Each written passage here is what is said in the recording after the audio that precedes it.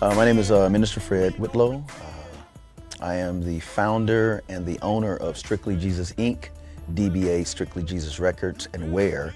I'm also the founder and executive director for the nonprofit 501c3 public charity No More Dirty Incorporated. Fred, uniquely for me, was a bridge between old people like me, because old people like me molded him. He grew up with tremendous mentors, the people who mentored me, who were powerful evangelists, activists, pastors, community workers, people who were mayors, who did tremendous things in the 70s and 80s. These were his models. So taking on their characteristics and their issues and themes, he rolled it into the way he would think. They could change the world, he could change the world. So he and his brothers were all engaged in that kind of piece. Plus, Fred had a gift. He believed in people.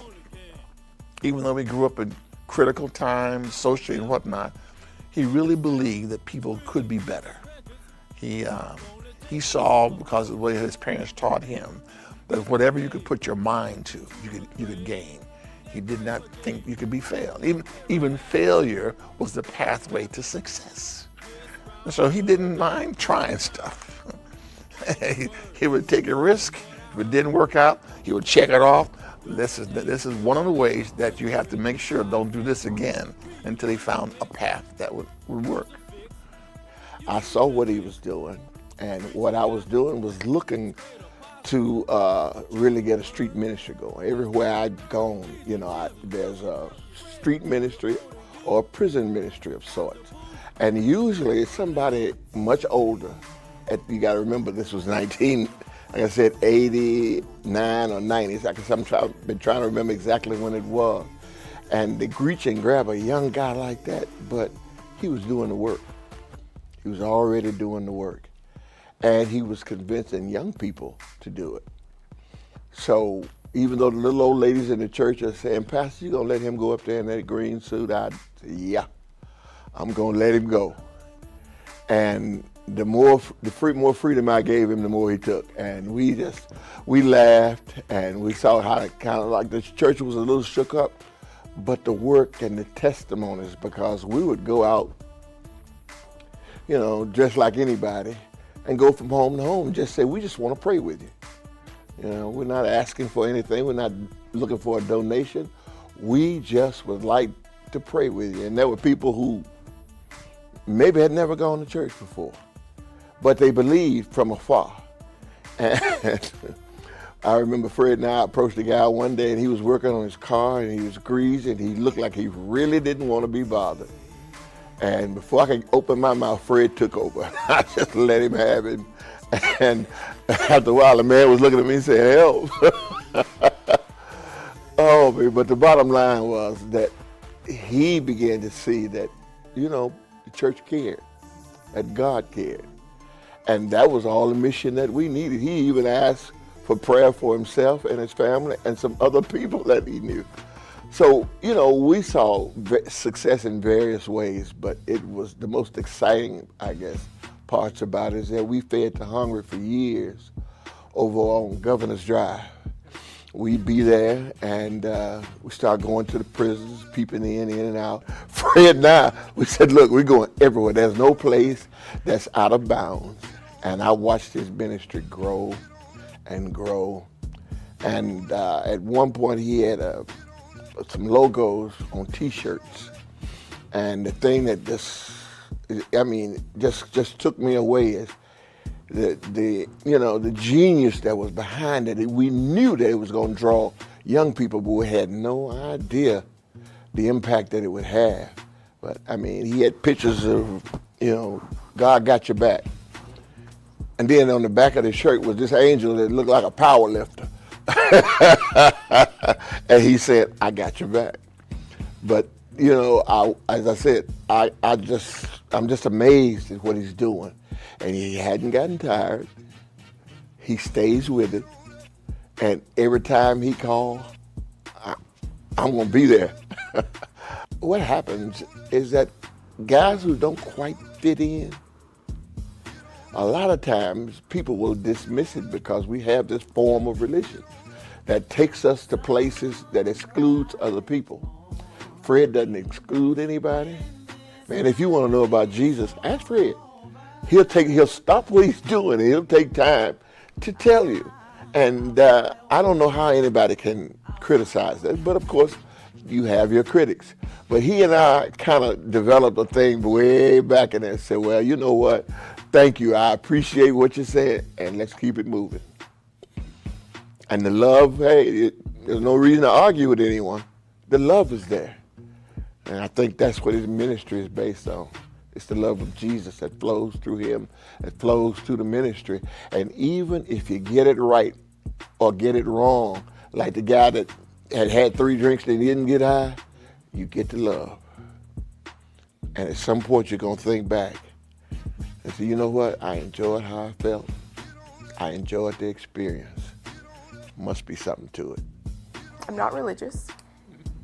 Minister Fred, it was very quick when I started getting to know him, that because I'm very open, living in the Bible Belt, but it's I am who I am, and we have had many discussions about religion and different things that we disagree on, but for me, I don't have a problem with whatever your religion is. I'm very open to all of that, but if you're a hypocrite, that's not cool.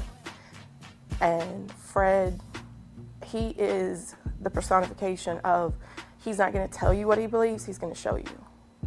He is the good person that you're supposed to be. My thoughts about Fred when I first met him is that this guy is really funny. I've known Fred, I'd say at least a good 10 years now. I met Fred soon after he was here by way of Katrina. In 1986, I came to Birmingham to pastor the South Park Seventh-day Adventist Church. His father and mother were members there, and his dad was one of the area salespersons for our church. They specialized in sharing health literature and other materials specifically for black people. Fred and his brothers were young, they were teenagers. And so they were teenagers in the church as I was their pastor. When they were little, they would go out with their dad in the streets, and they would meet people in the malls, meet people on the streets, and share that literature and encourage them. It teaches him how to meet public, and of course, my husband was a Stric'ly when it comes to that. He would they would have to have classes. How do you meet people? How do you shake hands? You look them in the eye. That's where Fred got his early connection with people. He loves people, all kinds of people from all kinds of backgrounds. And he learned in those early years how to confront people. He'd walk up on you, didn't know you at all, you're getting on your car at Kroger's. Good morning, my name is Fred Whitlow. Now this is what I'm about. And he would engage them and stuff and say, now here's a book that you need to read. And then they'd be captured because Red is 13, 12, his brothers are younger. And they were just amazed at how these young men were so articulate, not fearful, so engaging at an early age. And that became a pattern with Fred. I met Minister Fred in 1990. Years ago, I was a youngster. He used to open up the gym outside of my community, Meadow Hills, on the north side. And I used to go up there and shoot basketball, late at night. He would open the gym up for the street guys, in the community. And I used to give him a hard time, man. I used to give Minister Fred Hell.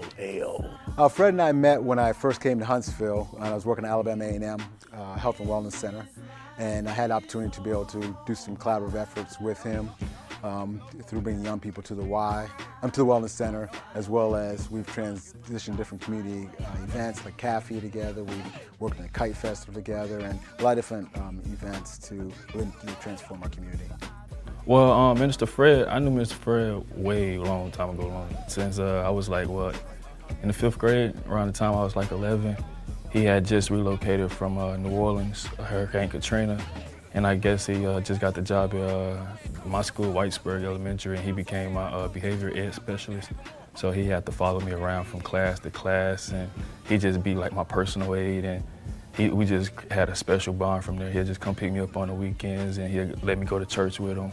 Then he'd go back home to New Orleans, and he bought me my first LSU hat. So I caused problems. You know, when I came in there, I would start fights, and you know, I was raised rough, so I would give him a hard time. But he stood his ground, and I respected him for that. You know, he always stood his ground, and he was always consistent with love. You know, he never got out of character or nothing. And I just saw that consistent in him and that love in him, and it kind of rattled me a little bit. Like, whoa, you know, this dude here is different. You know.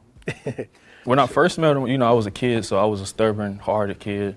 And, you know, he had his moments where I didn't want to listen, and he'd tell me something. You know, we had our little altercations going back and forth. But as a kid, I didn't really have no real male role model around me. So, like, that was the first real role model. And I kind of, like, from a distance, I respected him. And then when we moved on to Florida with my foster family, like, he knew my whole situation. I grew up in foster care. So then, like, I just, like, man, that was the only, like, person that really had my back, because then I had to go through situations after situations, and then I just relocated back to Huntsville, and crazy, that was the first person I came back to Huntsville to see was Minister Fred. That was the first person I came in contact with. Oh, man, I met Fred, like, 25 years ago. And it was so funny because everybody was saying, hey, man, this dude just came up here on campus. I'm like, who is he? He said, man, he's sharp. He be rapping and stuff. I said, rapping? Yeah, he be rapping. I'm like, what type of rap is he? Gospel rap. This is very young. This is almost when rap wasn't even rap yet. And he went gospel. I said, no, man, no. So, I play sports, love playing sports. Fred was active too. He got a little play in him too. And so if you come to the gym, that's my territory. And that's where everything started. We joking, we laughing, we doing everything. And he walked up in there. Now he was just almost anxious to meet me as I was to meet him. And when we hit each other, bam, I'm like, oh, he was like, yeah, I heard about you. And I'm like, yeah, they call you Minister Fred, huh? I met Brother Fred. Actually, I seen Brother Whitlow first. It was at WJAB.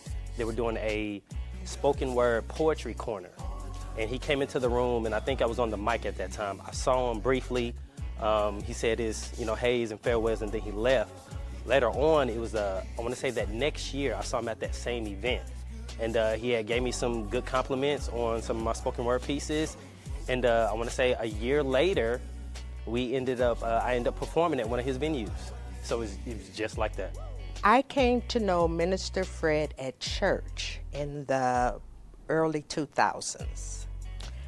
Watching him over a period of time, I came to know that he was sincere in what he believed. I met Minister Fred when he first opened the spot. And a friend of mine had recommended me to come out because what Fred was doing, he was into hip-hop ministry and the arts and poetry, spoken word and dance and the praise dance, the whole nine. And so I'm a huge arts lover, a proponent for all of it. And so I said, okay, well, I'll come out and definitely support Fred. So actually that's how I really, really met Fred, was through the opening, this grand opening of the spot. I saw him at a show. So I went to the show and I reached out to him after the show because of the way, like, how he presented himself afterward the show. Like, he was very, like a lot of artists, we kind of let other people do like our presentation. We do the show, we go back in the green room, we don't show our face. We're all guilty for that. Fred, on the other hand, he actually came up and he greeted everyone, and he sat at his table, his merch and everything. And so I looked at that and I was like, he's a genuine guy. So, I want to connect with people who are genuine like that. After 2007, we kind of built a rapport, and then we went on the road together around late 2007, all the way to the end of 2008-ish. You know, like just being on the road, especially with Minister Fred, is just a lot of jokes, you know. One thing I gotta say is that he grinds, like he is a workhorse. Like he will not only just drive, but he will go there and make sure everyone is, you know, has their needs met. You know, he'll make sure, for example, as a DJ, I would have more equipment than everyone else. So although, you know, it is my job to make sure everything is up to par, Mr. Fred will kind of come behind that and, you know, take on leadership and make sure that I have what I need. And, you know, so he's great for that, you know. I recently moved to Alabama, and I had been exploring some studio spots and doing some work with other people in the industry. And I came across Minister Fred at a studio one day where he was working with an act, and we connected. So he gave me his card, I gave him a call, we talked business and shop. We were both on the same level when it came to just the community and being hip hop. He was a rapper, he had just put out his CD, and we just gelled. It was a match, and we came together.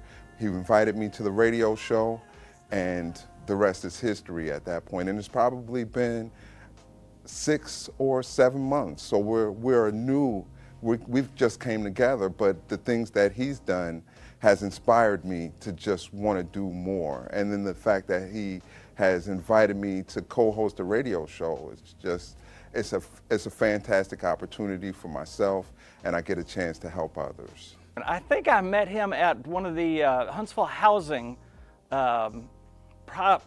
programs they were doing. It might have been the father one that he does every year for fathers and kids and all that kind of stuff. And then after that, he led worship at our church several times, and so he and I just developed a relationship from there.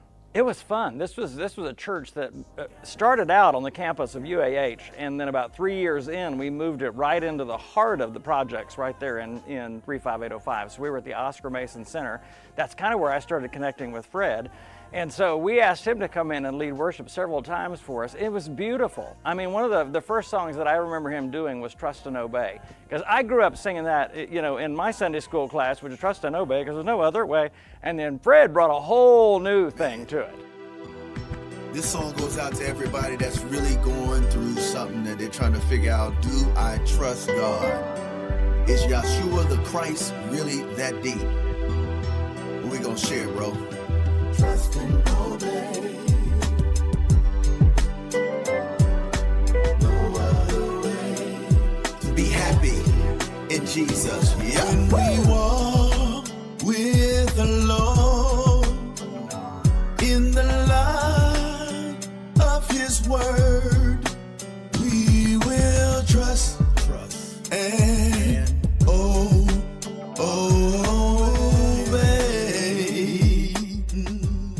And what was beautiful about that song is, since I've known Fred 7-8 years now, he actually lives that out. He does trust Jesus, and he lives a life of obedience, which is beautiful. Well, I met Minister Fred Whitlow in 2011. At the time, I was the spokesperson for Huntsville Police Department, and he was working with Huntsville Housing Authority with some youth initiatives, and because of my job working with the community, our paths just crossed naturally.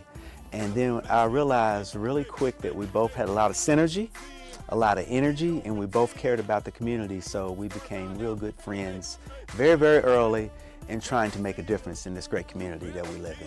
I first met Fred back in 89, 90. As it would be, I ended up being Fred's pastor. And after being there at the church for just a little while, kind of noticed Fred, you can't miss him. And he's the Pied Piper, the kids kind of flocked around him. And so I said, you know, first chance I got, I wanted to name some youth elders, and Fred was one of them. And we were both getting there at this church about the same time, so the people didn't know him either. But they knew him because he wore orange suits and and lime green suits with lime green shoes to match. And that didn't shock me because I'm from Memphis. I was fired up, bro. I was like my favorite. I would not wear a tie because I thought that was like too old school, and that's why I had so much trouble. They was like, you can't be pastoring without a tie. Watch me, watch your boy.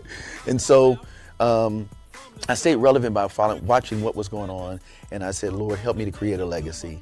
I saw what he was doing, and what I was doing was looking to really get a street ministry going. Everywhere I'd gone, there's a street ministry or a prison ministry of sorts. And usually it's somebody much older. You got to remember this was 89 or 90. I've been trying to remember exactly when it was. And they reach and grab a young guy like that, but he was doing the work. He was already doing the work.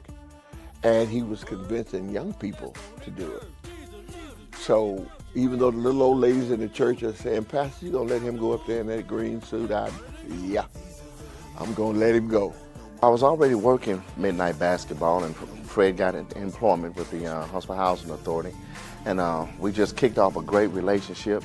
He has a lot of energy, and I could really tell that his heart was into what he was trying to do for the community. Me and Fred connection has nothing to do with music. It's about making a difference in the community. So that's how we always connected. I'm about community. I'm about making a difference in the lives of, especially our youth, making a difference in the lives of families.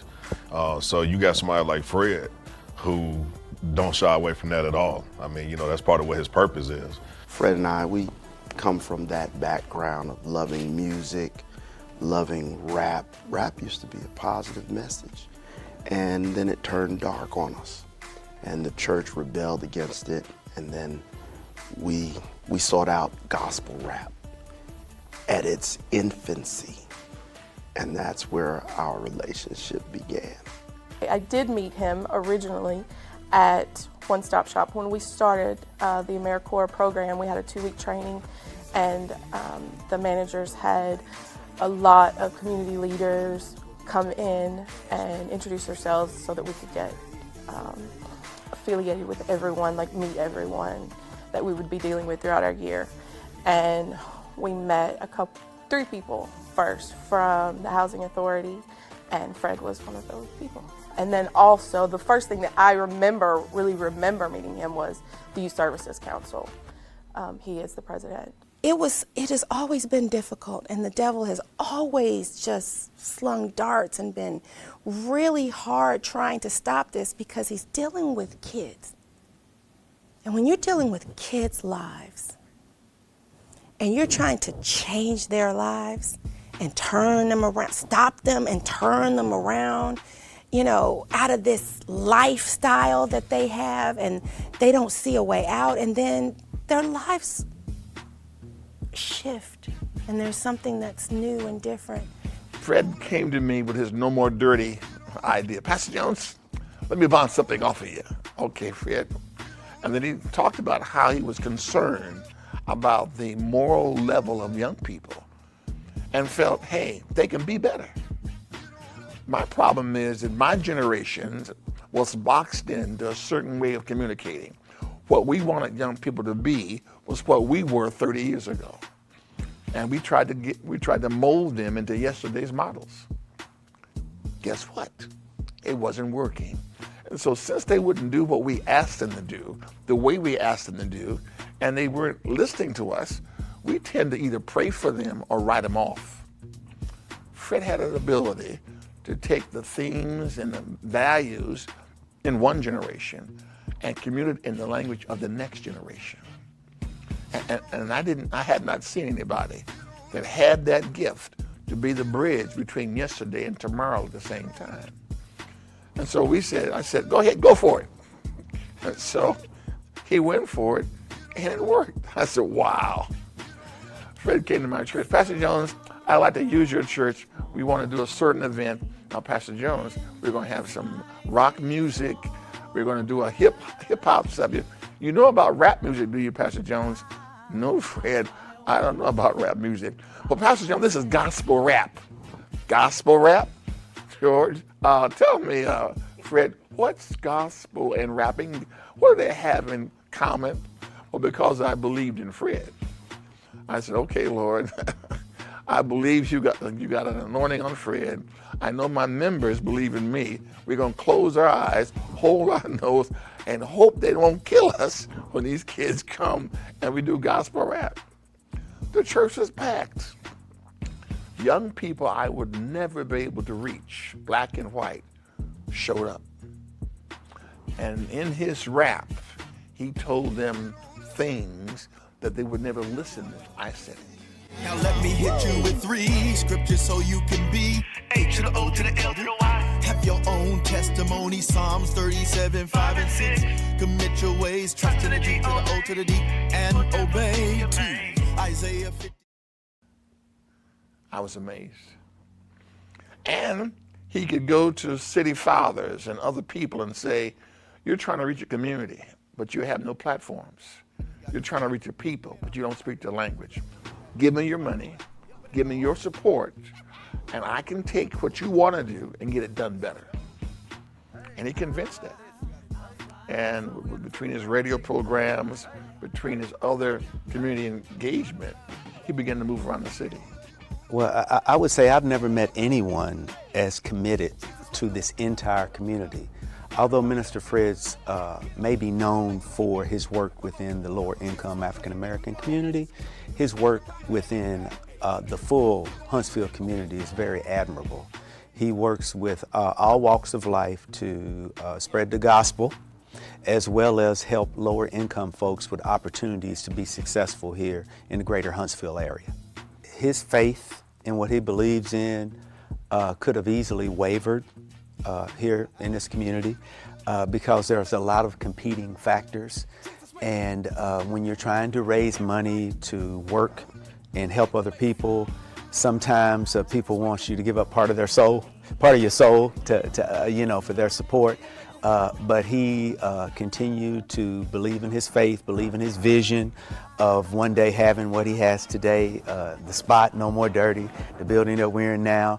Also working with the youth in this community, giving them opportunities and information and networking so that they can rise above maybe their present circumstances. And Minister Fred, having survived Katrina and then moving here and basically with the clothes on his back and his faith, was able to be where he's at today. And I think God has brought us together and many other faith-believing people together to be a part of his support team. And just so proud of what he's done in this community. And a few years ago, I was able to recommend Minister Fred for being a businessman and entrepreneur in this community. And he was recognized by local TV station and the newspaper for making a difference. And of course, recently, as well as the Racial Harmony Award and things of that nature. And they're all well-deserved. I can't think of a person that better epitomizes working together, giving back to the community, and helping others succeed at his own expense, whether it be his own money, his own time, his own energy. And so I feel it a privilege to work alongside of him. Well, we support what Fred is doing in the community because Fred is reaching a part of the community that a lot of people are not really paying attention to in ministry. And that's one of the features that I like about Fred. He's going after the youth, trying to get them to look for better expectations of themselves. We've worked on several things, from midnight basketball to workforce development. Partners with me with our Huntsville Police Department, North Precinct Block Party. So we've worked on several things in this community. And Fred is the type of person who really has a true passion for what he does. He has a love for the community. Fred he's kind of like a resource. He's a resource even for me. Fred do a lot in the community as far as his camps, and he have these awesome community events, and he's always, inviting us and inviting our guys, and he even worked with the kids in the foster care system as well, and I do too. We've hosted movie nights, here at the spot. I'll put it on the calendar for the foster kids, and we'll come here and spend a Saturday evening or Friday evening here and provide food and watch a movie, you know, just to get them out of the, you know, get them out of the house. So, I mean, when it comes to that, we have kindred spirits, and we more so been, although we may use each other for resources, he may call me for a resource, or I may call him because I need support. Fred has a lot of community support. A lot of people have bought into what he's doing, and he may not have a large bank account, but he has resources in the community that he can go to. Yeah, it's phenomenal. You know, they say that Father Time is undefeated, but Fred has had an ability to transcend generation after generation after generation and stay relevant. He has a unique ability to meet people where they're at, whether they're a young person going through some challenges or us in community trying to just make a difference. And Fred is always there to really be a leader, be a servant, and just really try to make a difference in our community. He's great with the kids, like they just hear him. We have neighborhood kids that come over to our building because we're right there in Butler Terrace. So sometimes when the kids are out of school, they'll come over, and every once in a while he'll be there. Like in the beginning, when it first started, because I've only been here for a year, when it first started, it was summer. That was when the kids first started just like coming over just to say hi, just to see, you know, what was going on. And Fred just I was letting them come in with like, you know, it's summer, it's hot, so they didn't have a shirt on, maybe they didn't have shoes on or something. But Fred, the first time he came in, he was like, hey, man, no, this is a business. You're gonna have to show respect and blah, da, da, da. So, yeah. And then ever since, like he spoke to them one time, one kid, and there were like 5 or 6 kids that would come over, alternate like during the summer. And the word got around, like if you're gonna come over, you gotta have a shirt, you gotta have shoes. But yeah, the kids are great. He's great with the kids, yeah. He's a good man. He's very firm, and he sticks to what he says, and I believe in like the goodness of him. He shows you the right things, you know. A lot of people don't have that in their lifetime. A lot of people don't have a role model, a male role model that's just like, nah, man, you don't supposed to do that, or nah, man, you don't say that like that, or this is how you do this, or if you need help with this, I can do this. A lot of people don't have that, and a lot of people want that and just don't know how to ask for that, and then when they get it, they just don't know how to accept it. He didn't quit. He don't give up on nobody. He's not nobody. And if he did, if you say he did, he didn't. It's just that you're bailing out on him. Since a little boy, like all the kids, you know, bad troublemakers in school, he'll round us all up. He'll sit there, talk to us, and try to have like little man time with us. And I think that's what attracted me, because, you know, I never really had nobody, so that's what gravitated me to him. Well, like I said, you know, I just can't speak enough about Fred's realness. I had an opportunity to write a reference letter for him when he was in preparations to receive the Martin Luther King Community Service Award. I wrote it with great pride, and it was very easy. I have a lot of people come to me and they want reference letters and whatnot, but Fred's was very easy because it's just so much that he does, and the relationship that he and I have with one another, it's just real, and I'm very appreciative of being able to pick up the phone and call Fred and say, hey man, I've got such and such here in my office, they need help. Can you reach out and can you put some things together to help this individual be the best person that they can be? And Fred gets it done. He gets it done. So I'm thankful for a community partner like Fred Whitlow, what he does here at the spot, what he does not only just in North Huntsville, but what he does throughout this whole Huntsville community. Last year was our 34th Martin Luther King Jr. celebration. We sponsor, Alpha Phi Alpha sponsors the Martin Luther King Jr. Unity Breakfast each year. And as I said, last year was our 34th year. And as a part of the celebration, it has been a tradition that we recognize 2 community supporters or 2 community citizens who have done things that we felt Dr. Martin Luther King Jr. did during his time. And last year, one of the recipients was Fred Whitlow. And the way you become a candidate or a nominee, someone in the community or someone in the fraternity has to recommend you or nominate you. And we get several nominations each year. And it has been also a tradition that one of those has been to a minority and one has been to a majority person. And last year, as I said, Fred Whitlow was the nominee and also the winner. And it was unusual because, as I said, most of the nominees or most of the recipients have been very well into what Dr. King was doing.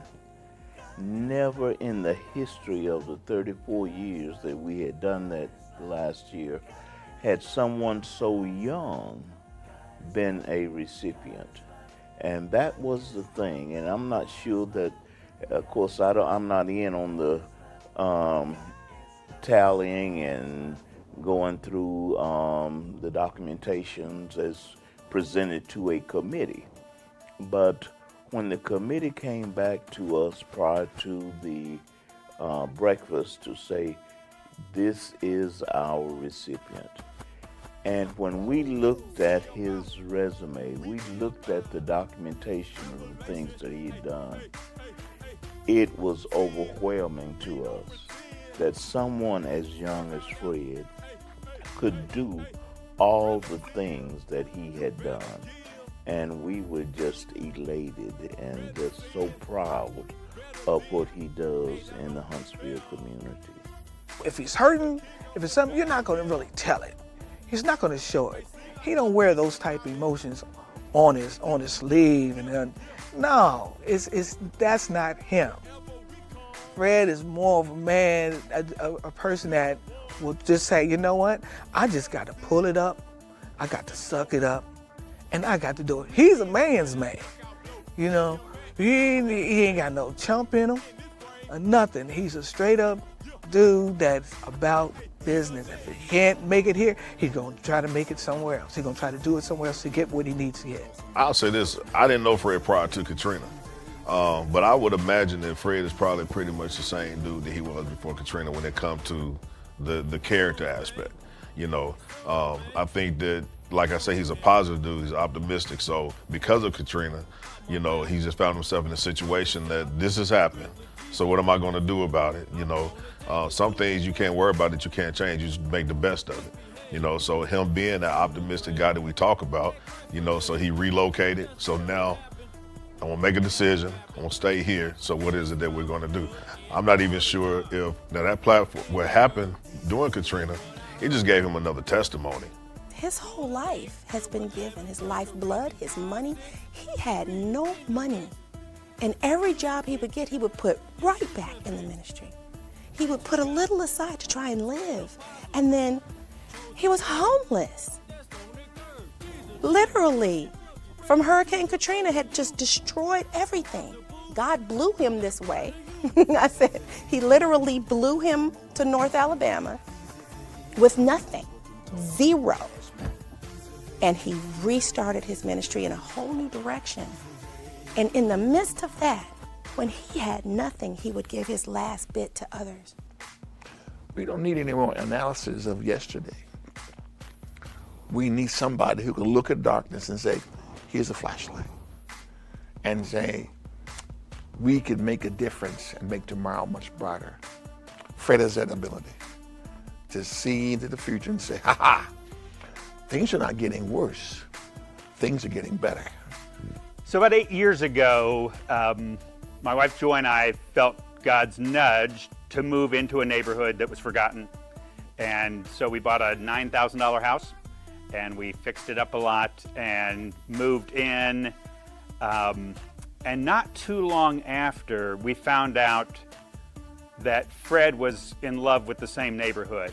So we found out that we cared about the same people and bore the same kind of heart for Jesus. We were both PKs, as it turns out, and so we got to know each other, and then kind of a cool thing happened. There was a point where he said, you know what? I want to do what you're doing. I want to move in. So he moved in next door to us, and so he's my next door neighbor, and just had the privilege and blessing of just a lot of conversations. We'll sit out on my front porch and just talk about what God's doing in our lives, what's on his heart for the neighborhood and beyond, what he's doing with housing, but then what he's just doing in terms of Smart Camp and No More Dirty and the things he's doing, and just kind of talking about where we struggle, where we need God's help, where we need each other's help, pray for each other, that kind of stuff. So, never knew when we moved in that I'd have the grace of a friendship like his, and it's been great. Fred is one of many, but he's a leader in this, and is helping transform and bring North Huntsville back to the vibrant community that it has been, and it will continue to be. But it's going to continue to take people like Fred and many others who are working toward the same goal of making Huntsville be the best city that it can be, an inclusive city for everyone. What's funny is, and I think both he and I would say this, I grew up and my world was very white, too white, way too white. And there was then a lot of ignorance and prejudice and biases. And there were narratives I believed. I didn't know it. And we've talked enough for Fred to say the same thing to me, Grew up in a very different world. And,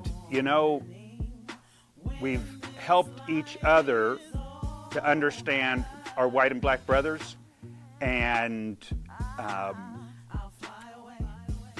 he's just ended up then helping me see a different view of the world, but to see someone who loves Jesus just like I do and grew up, actually both of us in pastors' homes, actually found out that went through a lot of the same struggles, a lot of the same issues, battled a lot of the same things, and found out our lives were so much more similar than we would have thought. And, he'd say what I'd say is my understanding of the heart of God for all nations and all people is far higher than before we met. And he's told me, I've been able to have that same kind of impact in a way. So, boy, what a grace it is that God brought us together.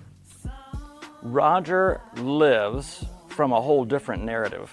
In other words, I grew up in the same household that Roger did. And like he said, we grew up with a certain kind of narrative and a very narrow worldview on a lot of fronts.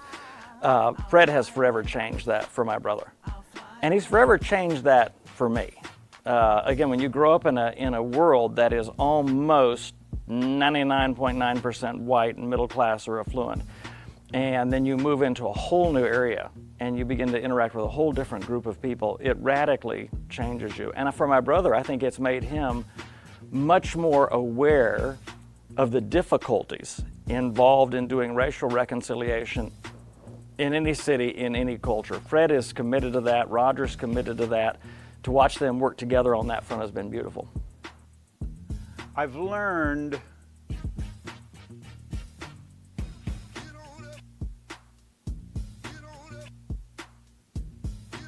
in the church there is a great deal of segregation.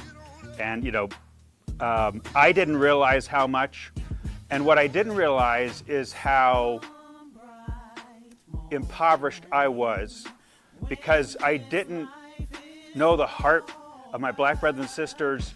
And so my understanding of Jesus, my understanding of walking with God, my appreciation for music and art and the good gifts that God has given us has been enhanced significantly from walking with another brother who I know took a risk to trust me, because he's had a lot of interactions with white folks that weren't pretty and that I ache for, and but trusted me and shared deep parts of his story and just helped broaden my own trust in other people Fred doesn't just believe certain things about Jesus. You know, it's not like he believes, here's 7 Bible facts about Jesus. He believes that Jesus is the Son of God, that he is the way, the truth, and the life, and that we're to obey everything that Jesus commanded. Well, Fred actually does that. There's a lot of Christians that claim certain kinds of belief in Jesus, but Fred actually does it. I mean, if Fred hears a word from God that he senses Jesus is calling him into something, he's going to do it every time. When the church was outside the projects there at Oscar Mason and Sparkman Homes, it was 99% white, and it was pretty much middle class and affluent white. So when we moved into that whole new vulnerable area that Fred and my brother live in, it changed the whole look of the church. Within 6 months, we became a very, very different kind of church. Black, white, Hispanic, much smaller church. There was a lot of people that could not make that move. What was going through my head is, what have I done? I mean, I was so, you have to understand, I was so far out of my element. I had always been either a lead pastor or a teaching pastor at largely white, upper middle class or affluent churches. So to take a church that we had started 3 years earlier and move it into a very diverse area and an economically vulnerable area. The church it just started growing. Now it was a combination of what they were doing plus the urban stuff I was doing. And then we began to walk the neighborhood. So we would put flyers, knock on it, and then start praying with everybody in Mason Court. And say, hey, come on over Sunday afternoon, we pray with you. Now people going through all kinds of stuff. They didn't come to the church initially, they would come for prayer. But then they became our friends, and we became their friends. Then they started coming to the building, church house. Then they started saying, hey man, why don't you do a block party out here, man? We'll buy the popcorn, we got food stamps, we got, I mean, like, when I say everybody chipped in, EBT, business owners, corporations, that little church was the talk, and it still is doing great things in this community. And so, you know, of course, Sparkman Home is coming down, so they're not in there, but they're now a communicative church, and they meet in another building right across the street in Cornerstone Initiative. That's where they meet. And still, it's boots on the ground. And so that's what my partnership with them was. And actually, man, I was all the way in. I'm still in. You know, I just now kind of assist in what area because I'm doing the session. And so then they support the session with their time, resources, and their influence. And that's the gospel. The Church of Acts grew because they came together, met the needs, whatever was going on in the family, in the community, because the community is the family, you meet the need. It was the most difficult and beautiful thing I've ever watched. You know, in other words, I talked to other friends and other pastors that say, hey, we'd love for our church to be more diverse. And I said, well, you need to understand this. It's a costly endeavor, and it's an awkward endeavor. In other words, there's all sorts of awkward moments. When cultures come together in an environment where everyone's a little bit uncomfortable, it's just awkward sometimes. And I still say some things I'm like, oh, I probably shouldn't have said that.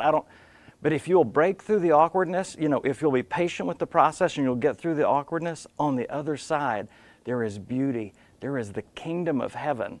And the most incredible thing, when I watched what happened with our church moving into Huntsville housing and that whole area, is the most amazing thing wasn't just the racial diversity that began to happen. It was the economic diversity. I mean, we literally had single moms that lived up in Governor's Bend, which is a very white, affluent area, and we would have ladies, single moms from the projects that would be going up to them, to their houses for a baby shower. But we'd also have a baby shower for this young lady that was right there in Sparkman Homes, and we'd have our ladies from Governor's Bend coming down and being in that, and there was no sense of tear, there was only a sense of peer. And to me, that was the most beautiful thing, that there was no more a system of tier based on education or economics or ethnicity. It was purely the love of Jesus Christ expressed. We are all in this thing together. We learn from each other. It really was one of the most beautiful seasons of my life.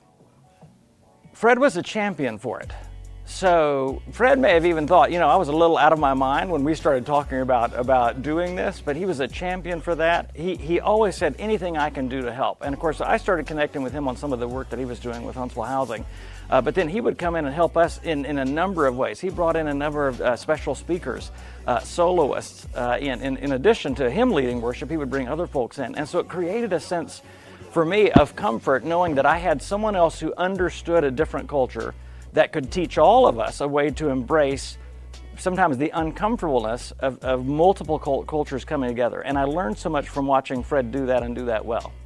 I've watched Fred enough, and I've seen he doesn't treat me different, doesn't treat people differently.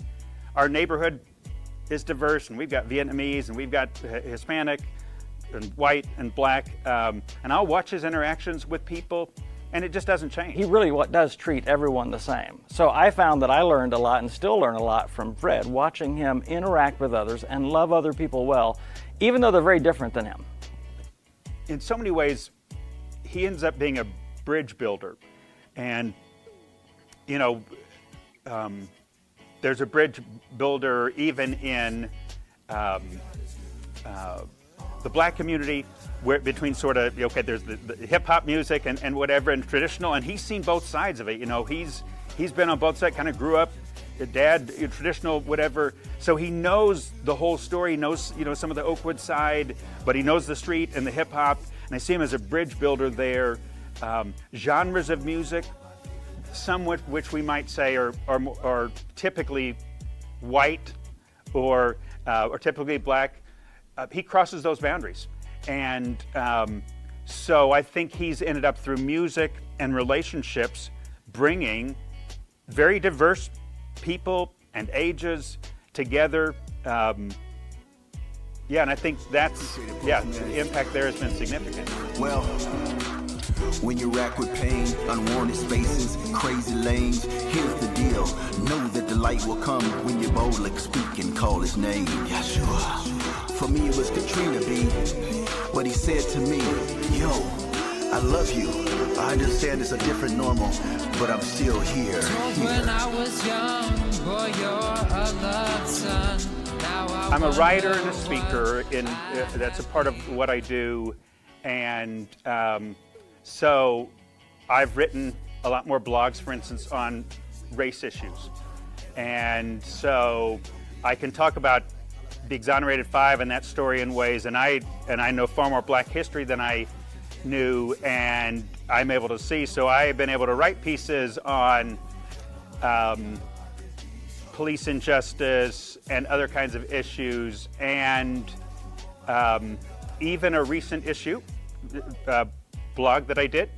I had a family member, very close family member, contact me back, and there was some pushback, but it created a great opportunity because this person's teachable, and they were just kind of raising the question, well, you know, I don't see racism in our family, and I was able to unpack, you know what, how I've been able to see racism isn't just this, oh, I hate people, you know, of a different skin color, don't look like me, or I don't think we're equal, or something.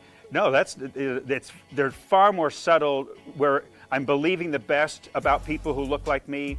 I'm believing the stories and narratives that look the best for people like me. And, you know, it was a very profitable conversation, but I'm having a lot more conversations like that that have been good for me because I still don't have it all figured out. I'm still saying screwy things. I still believe narratives and pieces of the story that are flawed. But people like Fred, and I've got others, has just been gracious and, again, trusted me in ways that I don't know that I even merit. But it's, yeah, and I feel like that's part of what God has given me then is I have to be a steward for what I know now that I didn't know for 45, 50 years of my life. And it has opened up a lot of conversations, and I can speak more credibly for the kinds of long-term relationships that I've had with someone like Fred and some other friends of ours. Yeah. He challenges me. I can tend to play it safe. And I look at someone when he has a heart for something, he believes that God has spoken, whatever. I'm going to be sitting there, okay, no, we got to come up with a plan. We got to figure this out. We got to come up with every kind of thing that could go wrong. We could kind of do this and what could, and I'll watch Fred and he'll get a vision, a heart, whatever. And he said, let's just do this thing. We don't have to have every single part of it figured out. And I guess there's this part of me that can play it safe, try and he'll just step out. He just steps out, and I think I'm more likely now than ever before to, okay, if God's leading in this, don't, because sometimes trying to figure it all out is a way of making sure I won't make a mistake, I won't look bad. Fred's not worried about that. And I'm less that way than I was. Fred, more than anyone else, has inspired me to be obedient and to focus on obedience, not on outcomes. Fred, here's what I mean by that. If God speaks to Fred about doing something, he's going to do it whether there's 5 people involved or 5,000 people involved. He is not a respecter of persons. You know, our world says that impact is gauged by how many people show up. Fred just doesn't live that out. If 2 people listen to his radio station or 200,000 listen to him on his radio station, Fred's going to be there, he's going to be obedient, he's going to always show up, and he's going to always deliver a word from the Lord. So the way that he's impacted me the most spiritually is I watch a life of obedience that is focused on obedience, not on outcomes. It's really extraordinary. Fred is a drum major. Fred is the guy that stands up front, even though he doesn't like to be up front. He's always the behind the scenes kind of guy. But you can't run a band without a drum major.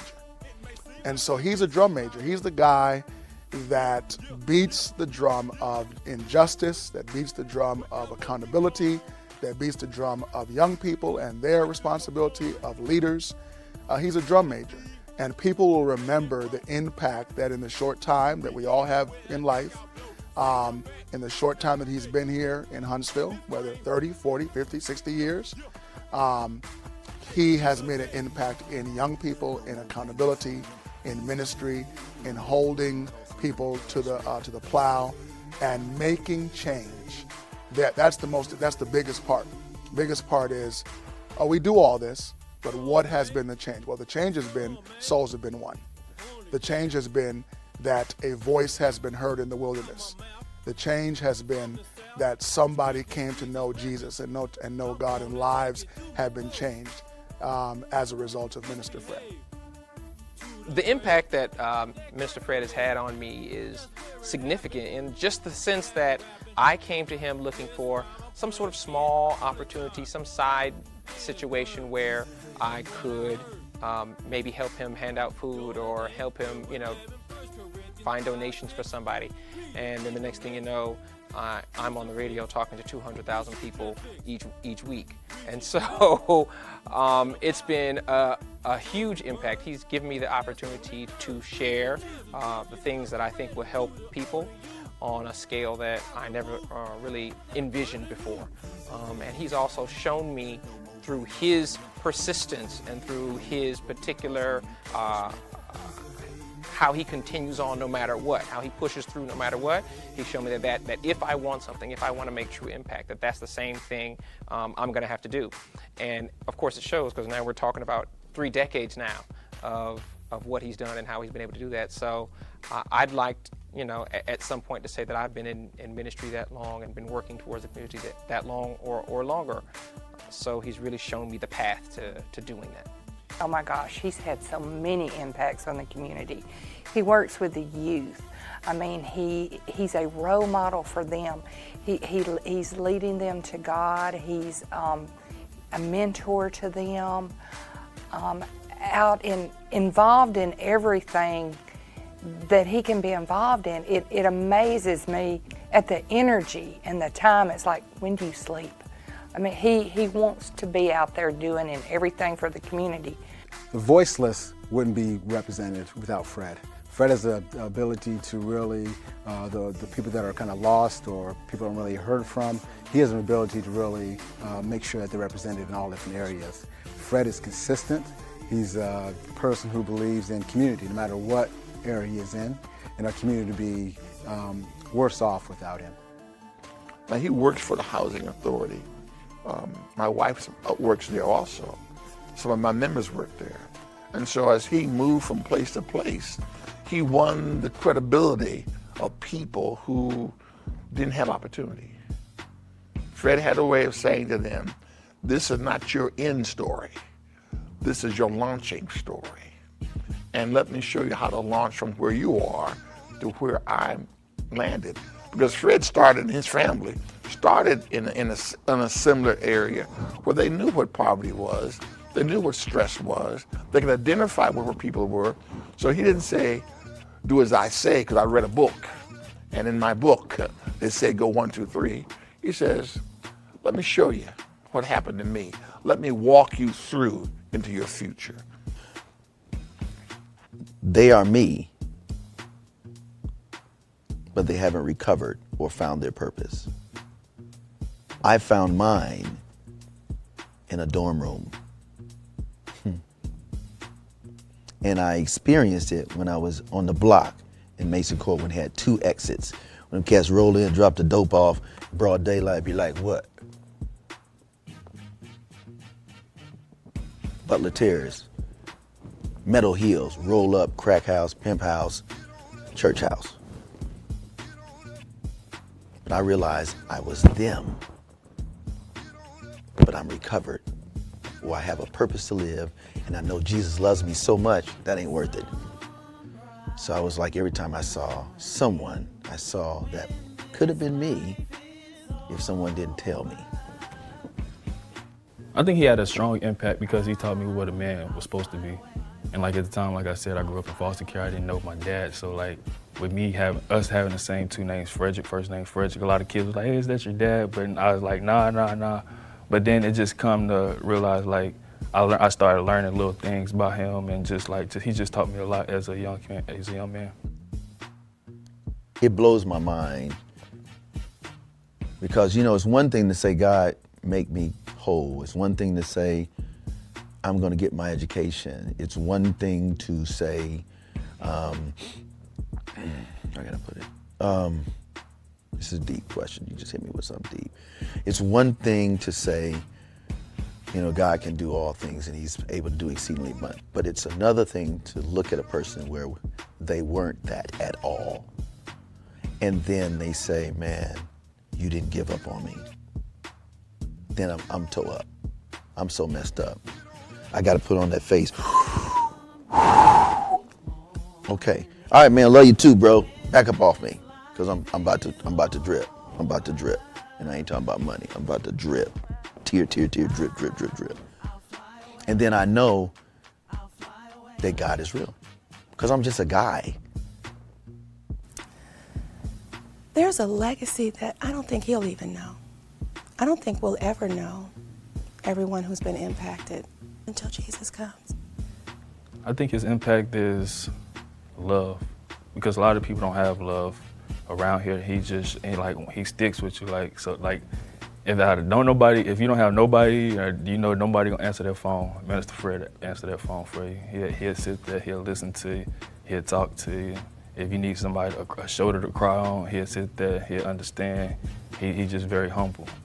I think this impact is a ripple effect, where into all the world, and I don't know if we'll ever really know until Jesus tells us, but that impact has been huge. For 30 years, you've been doing this, you've been talking about this, you've been living this, you've been on the front lines. The radio show it's on WEUP here. It's the hip hop and R&B radio show.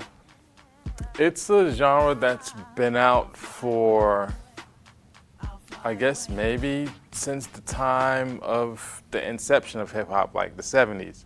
The difference came in was where they're rapping same way like how they rap on mainstream. The only difference is that the element of God is put into rap. So that's the message behind gospel hip hop. The content for the show is Christian rap, gospel rap, inspirational songs.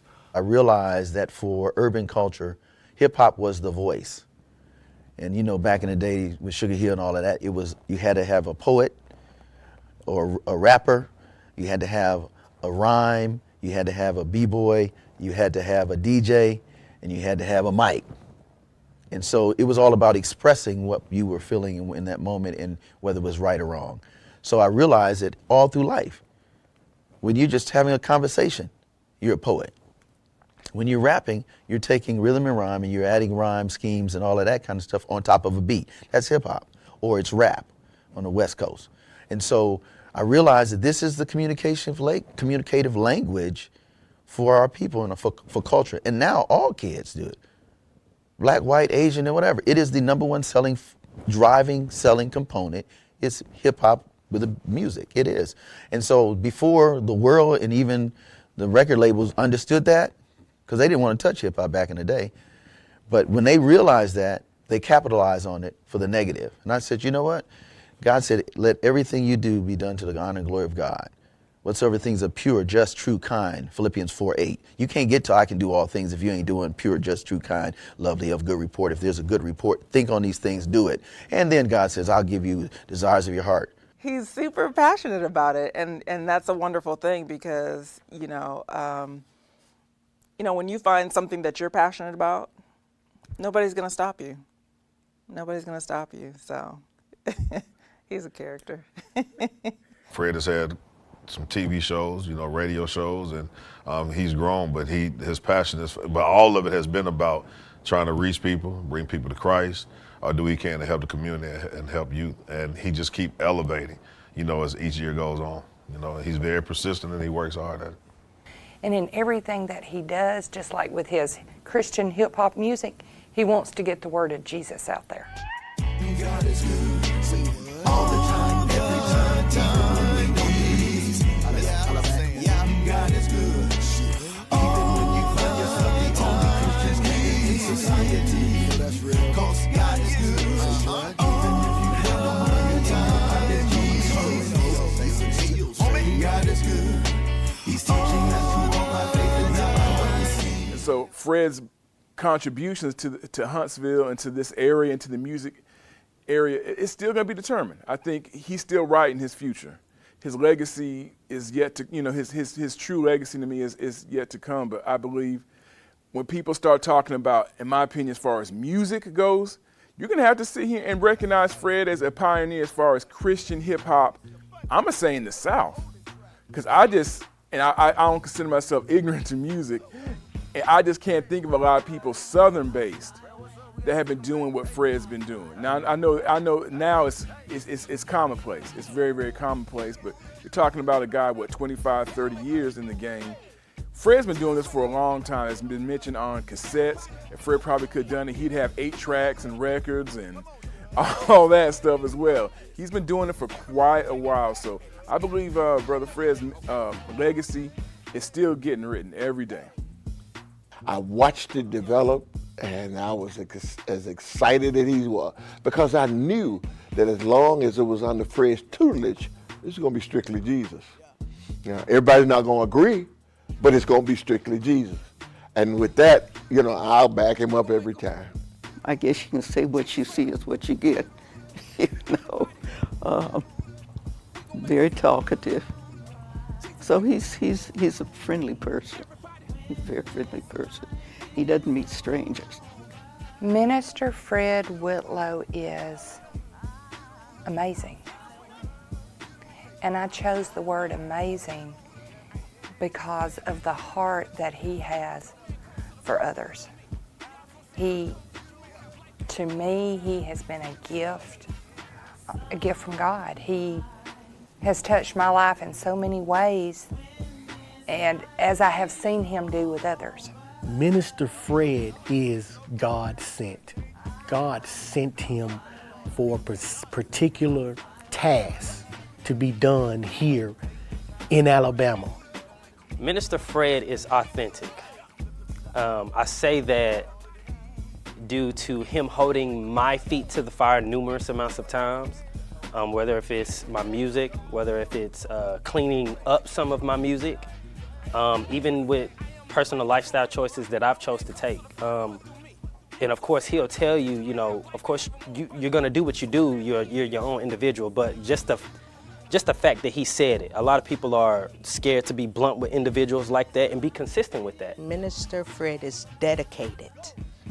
And the reason why I chose that word is if you're going to do anything worth doing, that you're going to put your name on, you need to be completely dedicated to that thing, not wavering anyway, not giving up anyway, not letting anybody push you or pull you in any direction. And he is that dedicated. Minister Fred is energetic. It's like he has boundless energy, but it's a blessing because he directs it in the right thing. Every time I talk to him, he's talking about some proposal he turned into some place. I'm like, I don't understand how you're doing all these proposals. You're still working, 40, 50, 60 hours at your job. You have recording you're doing for yourself. You're recording other people. Like he just has boundless energy if it's in the right direction. It's very rarely is it selfish. He's not just trying to build some company so he can be a billionaire or a millionaire. He's doing it so that others can be benefited as well. And so he takes that energy and uses it in a good way. He was real about what he believed. And he knew why God had him here. And I said, it was never to be sanctioned by a church. This is for them. Inspiration. The reason why I chose that word is because I constantly see him inspire others. Myself, the youth, and everyone around him seems to be inspired to do good things. Minister Fred is all in, hyphenated, one word I'm gonna let. He's Jesus freak, so he's all in on Jesus. He's not gonna do purity halfway. He's not. Now he'll be honest about his struggles, whatever. He's not going to tell you. When I say he's not, I'm a perfect guy, but where he struggles, we'll talk about it. We'll hold each other accountable. We'll challenge each other. But he's Jesus freak. He's 100% all in everything that he does. He's all in on relationships. So I mean, if he when he's reaching out to you, when he's talking to you, you're that person. He's going to believe in you. He's going to stay with you. Now, he's going to say, you got to pull your side. I can't do for you what you got to decide to do for yourself. But if you're willing to take a step, I'm all in on you. So I would say just whatever he's going to, Jesus, other people, if he's going to go on a project, he's going to be all in. Again, he's going to be the cleanup. He's not looking for the accolades and the platform and the trophies. He's just all in on what we're doing and where we're going. So I'd say all in. One word, Minister Fred, is motivation to me. I choose the word motivation because a lot of times we find ourselves in so much of a rut, it's hard to even move, want to do what's right, want to handle business. But Fred motivate, hey, take care of what you need to take care of, and rest assured God will carry you over. Tenacious. That's the word that comes to mind first. He stays at it. If this doesn't work here, he'll go to plan B. If plan B doesn't work here, he'll say, okay, let's reevaluate. Let's go to plan C. He's very tenacious, so he consistently goes after what he wants until he reaches the end goal, and that is something to admire in any leader, Fred is someone who's very encouraging for me. He even made me reflect on myself. It makes me want to be more optimistic and more positive and a good mood, most of the time. Because I'm like, dude, do you ever have a bad day? You always on 10, which is great, and it's contagious. And that kind of energy should be contagious, and it needs to be contagious. And we need to have more people who have that kind of attitude. And if you're doing the kind of work that he does, I think that we need to be. Minister Fred is a hero. He's a hero. The work that he's done and the contributions that he's made and the sacrifice he's made. I've been here with Fred when everyone else has left and we've had to clean up and and I know he's tired. I know he wants to go and I've had to, Fred, man, we'll come back tomorrow and do this, man. Let's just go. Fred wants it done right then. It's his drive and his determination and his love for everything to be a certain way that I admire. So I think he's a hero to this community. He's going to be one of those people when you start talking about Huntsville legends and people who have made an imprint on the community. It's definitely Fred. And I can definitely say, as far as North Huntsville goes, yeah, he's a true hero for North Huntsville. He's a true cheerleader for North Huntsville. When we don't always have people leading the charge for North Huntsville, Fred is definitely one of them. As a pastor, I've met thousands of people. I worked with all kinds of programs, but I've only met one Fred Whitlow, and that nothing made him lose his hope. Nothing has made him yet give up. He is just as excited about changing people's lives now as he was at 14 and 15 when I met him.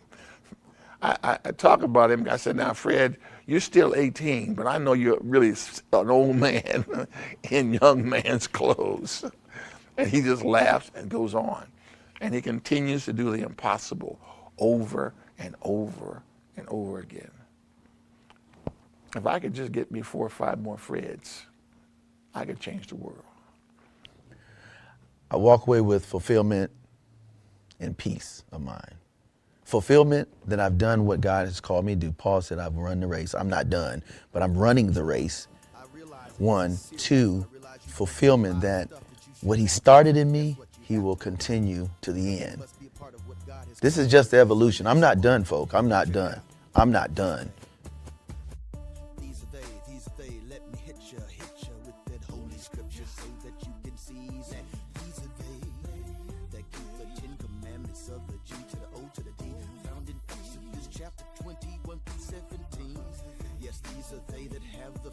Minister Fred, I done told you this 1,000 times, and I'm gonna tell you again 1,001. I'm sorry for giving you a hard time when I was a kid, but I love you, bro, from the bottom of my heart. Minister Fred, you've been a great minister, a great brother, a great friend, and it's a privilege and an honor to work with you. You inspire me, even this old broken down soldier. You inspire me to continue to be the best that I can be for the name of the Lord here in this community. And I just want to exhort you to continue to do what you do. You affect more people than you could ever possibly imagine.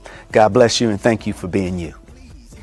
Minister Fred, if there's one thing that I could say to you, it's that you are a true blessing from God. You're my angel.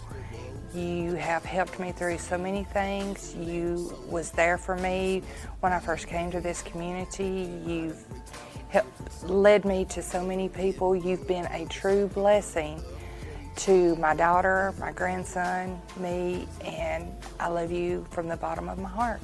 Thank you for being dedicated and committed to serving the Lord no matter what comes, no matter what happens, no matter who says anything. You are grounded in it, and I appreciate that in you. My man Fred, we go far back, man, and you have been a role model, you have been a friend, you have simply been someone that I have looked up to, and I want to appreciate you. I want to affirm you again, your ministry. I want to affirm you as a man. I want to affirm the work that you have done. And I know that whatever words that I have said pale in comparison to the anointing that God has placed upon your heart and upon your life. And so I thank you for your work. I thank you for your friendship. I thank you for all that you do. And I know that even today there's still more that God has for you to do until the time that He tells you to lay down your sword. Until then, I'm with you. Let's do it, and let's win some souls for the kingdom. Minister Fred, I am just glad that we crossed paths that time. You know, that one day where I was looking for something and God had already put on my heart that you were the person who had that opportunity. I never imagined this is where we'd be at this point in time, but I am privileged to walk beside you. You're the one who has the vision. God has given you people that you'd like to impact and methods to do it.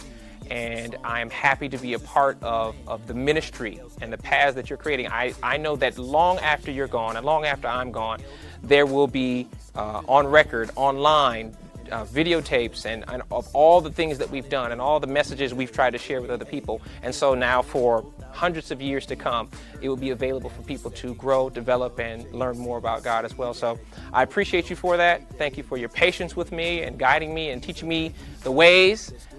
Now I know which side the headphone wire is supposed to come out and all the other things that you've been patient with me on this journey. And I look forward to 30 more years in working with you.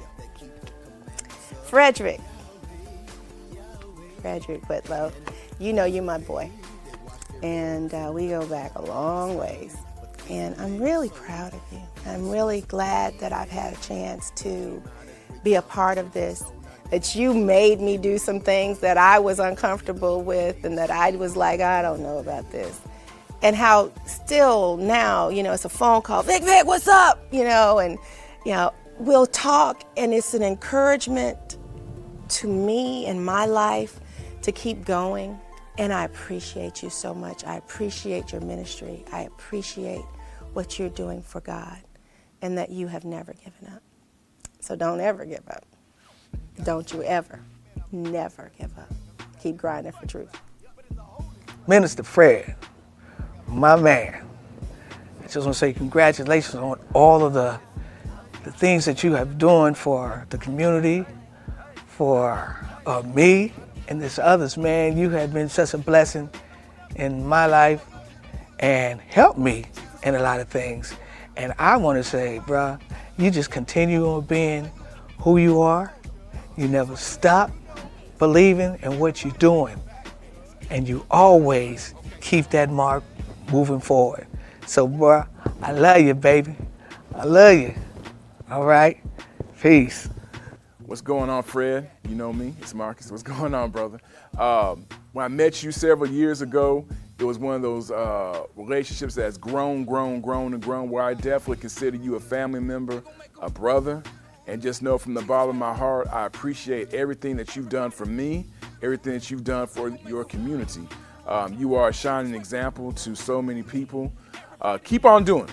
Don't get discouraged. Do not get discouraged. There's going to be naysayers. There's going to be people who are going to say something negative. There's going to be people who are going to be crabs in the barrel. That's life, right? But you're one of the toughest brothers I know. You're on a mission.